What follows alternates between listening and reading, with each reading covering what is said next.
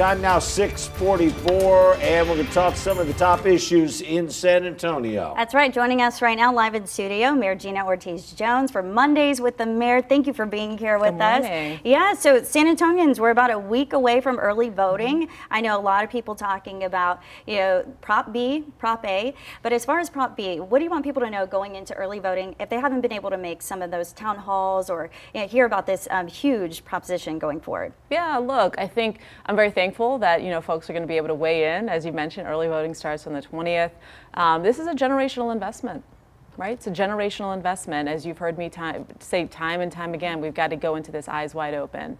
I think there's still a lot of things that we need to negotiate on. It's $489 million city contribution on top of the $311 from the county. So all told, just from a financial standpoint, it's about $800 million from the city and the county, on top of the infrastructure that we'll have to pay for around downtown, as well as the infrastructure being the big piece.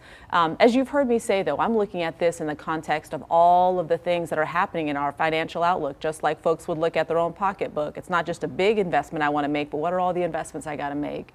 And one of the things that's keeping me up at night, as I've shared with you, these federal cuts that are coming.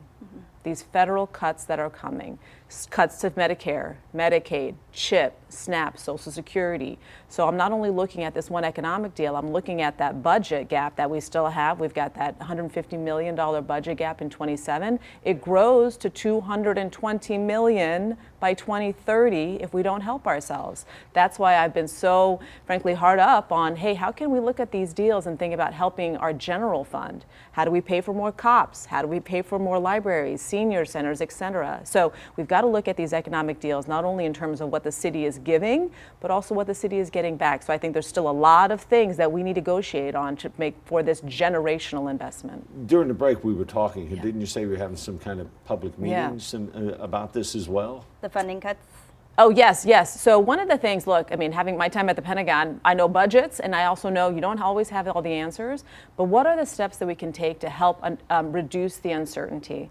So I've asked Eric at the Pentagon, we'd call it a war game, but we don't want to scare anybody, so we're going to call it a tabletop. And what it does is just say, hey, what are those questions that are keeping us up at night? And how do we reduce the uncertainty around those so we can better plan? So, for example, half of the city's public health budget, it's called Metro Health, half of that budget comes from the federal government. Well, we see a lot of what's happening there. We're unfortunately still in the middle of a shutdown. What happens to our community, in our community, if half of that funding goes away? What does that mean for how we interact with the county, whose funding may also be impacted? What does that mean for our partners in the community, whose funding may also be impacted? Because I think public health, as we all know, I mean, look, we still can think about COVID, right? Public health is where our community is probably the least resilient. And so we're going to have our initial discussion about what the framework of that tabletop may look like this Wednesday. Just last week, actually, I met with a great team out at UTSA, is the public health school, and they are such a treasure, and they're going to help us think through that and really think about all the things that keep us a healthy community and contribute to our economic competitiveness. Great. Well, yesterday, Governor Abbott, you joined him for the Souls Walking for Souls fentanyl awareness. Talk a little bit about that, yesterday's event, and what do we need to still do to get that out of our city? Well, I mean, fentanyl is, again, and I really appreciated, frankly, the Angel Moms, Souls for Souls, that group that is, I mean, the saying, hell hath no fury, right, has certainly applied to those women and the ways in which they're continuing to keep their loved one's memory alive by helping people understand just how dangerous and pervasive fentanyl is in our community.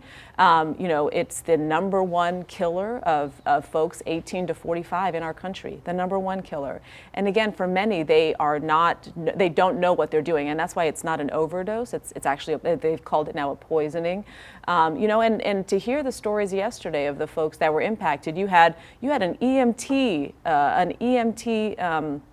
that unfortunately was poisoned. You had a 15-year-old young Latina that was poisoned. Again, many of these folks, it's their first time potentially trying something, and unfortunately they just get that one bad pill, right? And so I was thankful that Sheriff Salazar pointed to the educational resources they have, because this is something that not only is a significant loss for the families, but also is a significant strain on our public safety, our law enforcement that has to show up, our fire department that has to show up, and certainly our EMT officials. So there's a lot of information. I think it's big bill, one bad pill at the county level resources that folks can, and frankly, invite them. Come into the schools, come into your churches, come into your community organizations and have them brief you because this is totally unavoidable. All right. Well, unfortunately, we're out of time.